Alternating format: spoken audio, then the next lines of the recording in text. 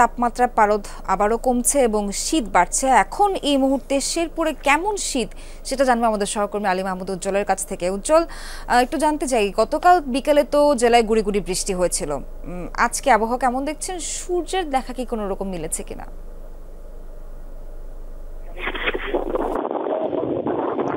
আসলে আপনি যেমনটি বলছিলেন, আসলে গত 2-3 দিন যাবত কিন্তু এখানে প্রচন্ড শীত পড়েছে এবং সূর্যের থেকে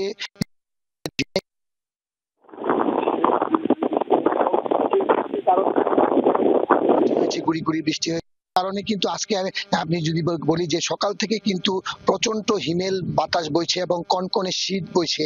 এবং আরেকটি বিষয় আমি আপনাকে যদি বলি, এই প্রচন্ড শীতে কিন্তু নিম্ন আয়ের মানুষের অনেকটাই কষ্টের মধ্যে আছে। তারা কিন্তু তাদের কাজে বের হতে পারছে না এবং এই শীতের তীব্রতা আসলে কিন্তু প্রতিনিয়ত, আপনি জানেন যে সীমান্তবর্তী অঞ্চল শেরপুর এবং এই শেরপুরের পার্শ্ববর্তী যে আমাদের সীমান্তবর্তী দেশ ভারত, সেখানেও কিন্তু আমরা যতটুকু খবর নিয়েছি সেই হিমেল বাতাস কিন্তু সেখানেও বইছে এবং সেই প্রভাব কিন্তু আমাদের এখানেও পড়েছে। সকাল থেকে কিন্তু এখন পর্যন্ত সূর্যের মুখ দেখা যায় কিন্তু অনেকটাই কষ্টের মধ্যে, বিশেষ করে খেটে খাওয়া মানুষ যারা রিক্সা এবং ঠেলা গাড়ি চালাচ্ছে, যারা সেই খেতে খামারে কাজ করছে, তাদের জন্য কিন্তু অবস্থাটা অনেকটাই তীব্র।